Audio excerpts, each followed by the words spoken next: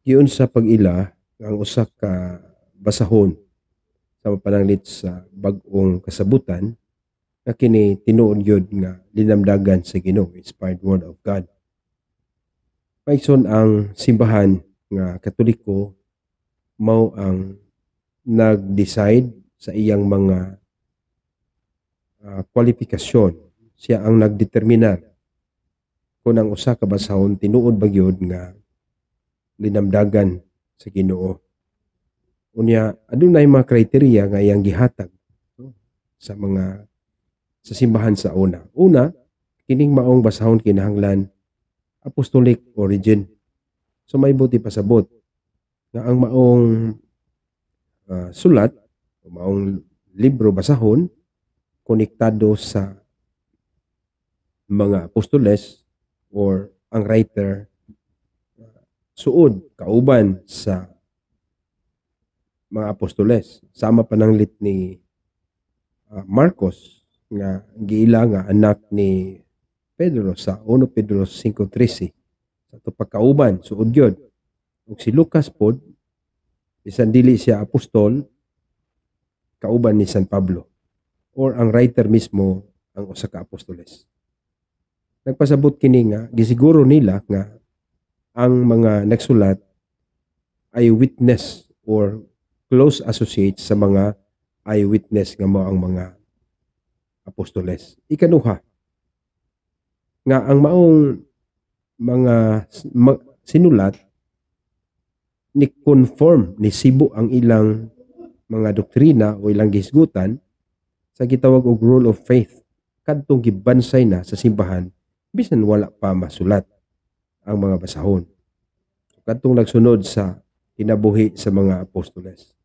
So meaning ni agree kini ni sibo sa pagtulunan ni Kristo nga dadawat sa mga apostoles nga wala pa masulat, no? Bisan sa wala pa masulat kaya simbahan nagkinabuhi naman lagi sa pagtulunan, nagtudlo na bisan wala pa mahimo ang Biblia. So kung ugaling adunay contradiction sa maong basahon sa apostolic teaching, dili siya mo qualify. I-reject na siya. Ikatulo, ang liturgical usage niini. Kung gigamit ba kini sa mga liturhiya nila, diha sa ilang mga pagampo, gibasa. Kung gibasa kini, unya gi-recognize usa po na sa mga kriteria na kini tinuod yun kay na gamit man diha sa liturhikanhon nga kalihukan ilabi na sa santos nga Eucharistia. Unya, ikaupat nga makita nato nga ang universal acceptance sa maong basahon. So dili lang kay usa ka komunidad, no? Gigamit kini sa uban pod nga komunidad.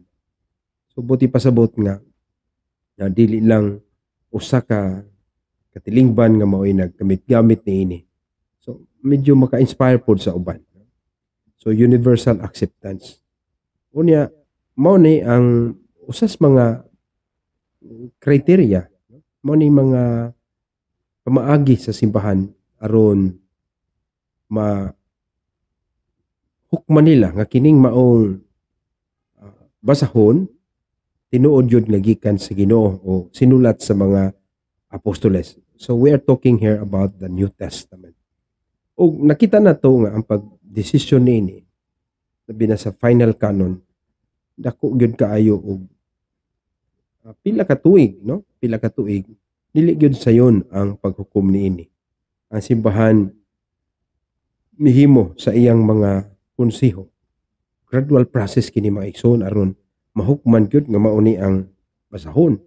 Pananglit sa Council sa Hippo 393, no?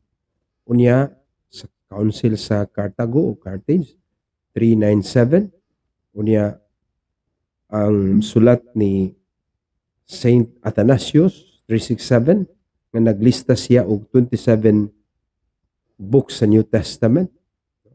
Ug finally sa Council of Trent 1546 Imagine nun nimo ang definitive kanang declaration jud sa final canon sa Biblia, New Testament ug sa Old Testament. Mao nga mo ni trabaho sa simbahan. Kuna nga nahibaw-an ninyo ni makapangutana gyud ta nganong ing-ani ang pamaagi. So dako gyud papel ang simbahang Katoliko. So at least mahibaw-an nato unya kanang ubang mga tinuohan sige atake sa Katoliko, pero ug sila'y pangutan-on giunsa paghipos, giunsa pag decide kini, pagdeterminar kung unsa ang inspired word of God, wala sila'y kalibutan. Ug kini dili mabasa sa Biblia. Kay ang Biblia, ang mga sinulat, under siya sa judgment sa simbahan. Kung siya ni pasar, kay nasibo dahil siya sa gitawag nga gibansay na daan nga pagtuo bisan wala pa ang Biblia. So inyo ni nasayran ipaambit sa uban.